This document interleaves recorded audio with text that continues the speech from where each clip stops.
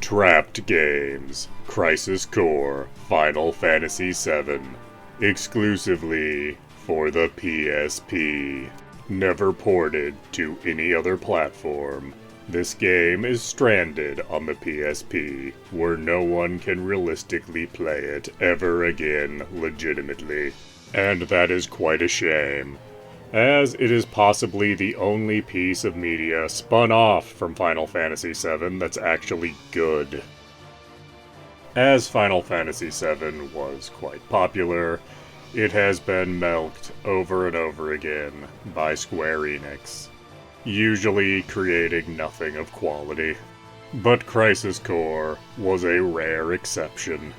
It forgoes the turn-based combat of traditional Final Fantasy, and instead goes for a real-time combat system. It also forgoes having a party of heroes, instead just having one character you control, Zack.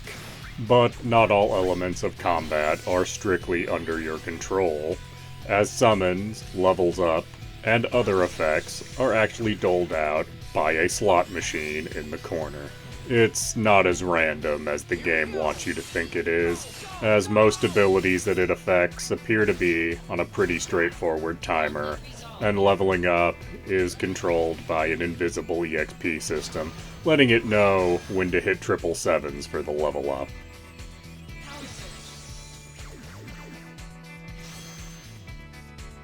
But you control when you attack, and what magic you have, and items, of course. But strangely, there's only one weapon in the game, that being the sword that Zack has at the start of the game. It never changes, which is odd for an action RPG. The more action-oriented combat would reappear in the Final Fantasy VII Remake years later. One thing that didn't return, and appears to be wholly unique to Crisis Core, is a cast of likable characters that aren't just the human embodiment of angst.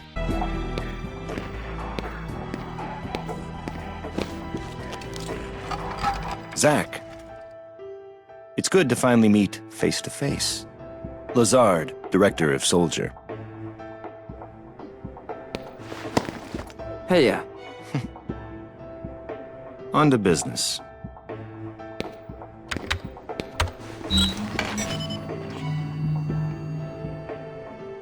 Our protagonist, Zack, was briefly shown in the original Final Fantasy VII. Here is fleshed out as a member of the Shinra Soldier program, trying hard to climb the ranks and become a hero in his own right, while being mostly oblivious to the fact that Shinra and his bosses are not in the heroism business. Also introduced are several more soldier characters, several of which are presented as being as famous and noteworthy as Sephiroth was supposed to be, yet strangely, these characters are never mentioned again anywhere in the Final Fantasy VII canon.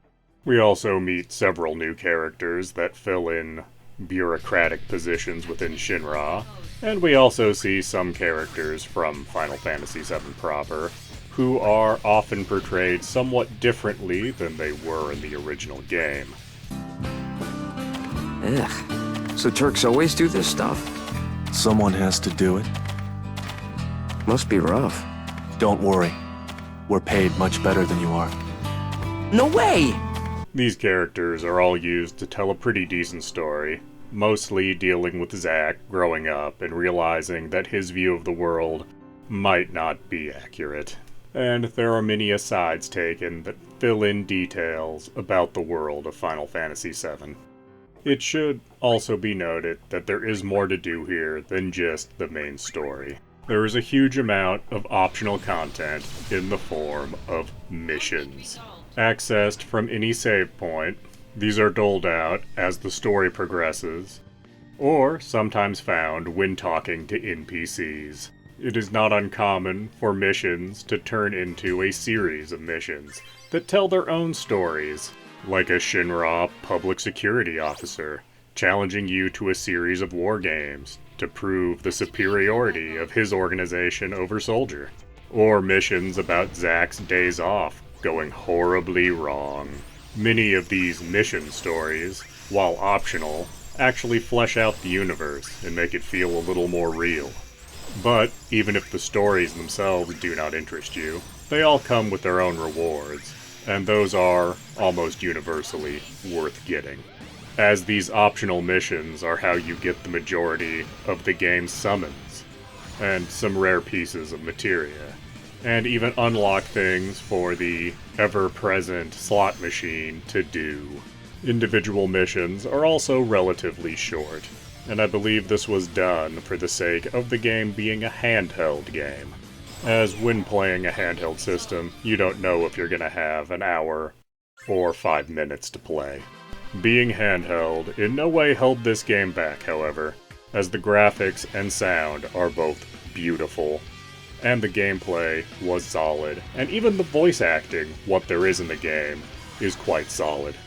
It is very strange that this game was never ported elsewhere, as it had strong reviews at the time of release, and sold 3 million units worldwide, which was considered high for a PSP release. As fanfare for Final Fantasy VII seems to live on in perpetuity, it is odd that this never got an enhanced version for the PlayStation 3 or even PlayStation 4. At the time of its original release, many PSP games got a PS2 version released alongside it or shortly thereafter, but Crisis Core did not receive such a release. There was also never a digital release, so this is a PSP game that cannot be played on the PlayStation Vita. Not that a Vita is any easier to find than a PSP at this point. There seems to be no plans for a re-release or remaster on the horizon. There is, however, the small glimmer of hope for this game that the story of Crisis Core is going to be remade to be part of Final Fantasy VII Ever Crisis for iOS and Android, but personally, I would rather see a port or enhanced remaster, as unlikely as that is. But for now, Crisis Core Final Fantasy VII will remain trapped on the PSP. Please do like, comment, subscribe, and tell your friends.